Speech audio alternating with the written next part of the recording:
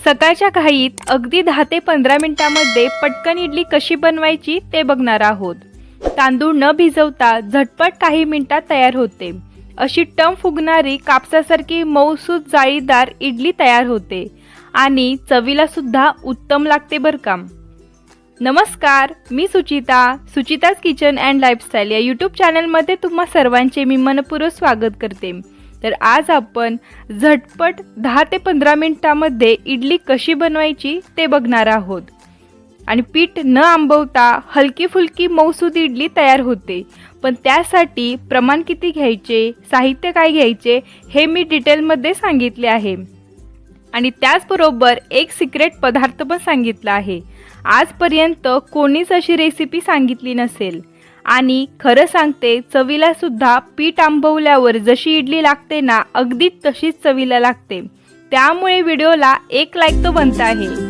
चला तर मग रेसिपी सुरू करूयात, पण त्या अगोदर वाटी आणि वजनीच्या प्रमाणात साहित्य बघूयात।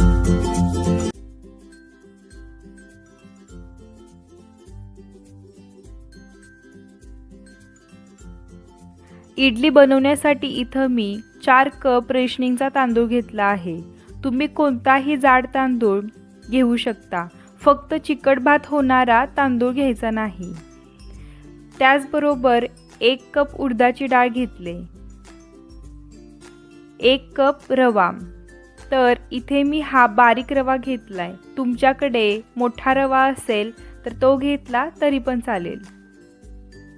1 कप दही, दही खूप आंबट नसावे, फ्रेश दही घ्यायचे आणि अर्धा चम्मच मेथी दाणा, हे मी पाण्यात भिजत ठेवले म्हणजे पटकन बारीक होईल।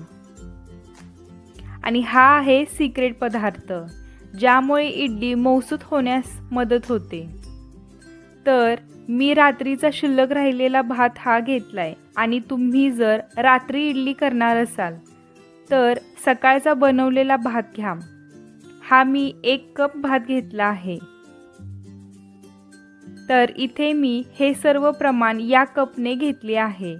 तुमच्याकडे या साईजमध्ये वाटी असेल तर वाटीने प्रमाण घ्या। एवढे प्रमाण 7 ते 8 लोकांना परफेक्ट पुरते। याचे वजनी प्रमाण पाहिजे असेल तर व्हिडिओमध्ये मी साहित्याची स्लाइड दिली आहे, जाऊन एकदा नक्की बघा। आता तांदूळ नीट करून स्वच्छ धुवून घेऊ। तर हे बघा, तांदूळ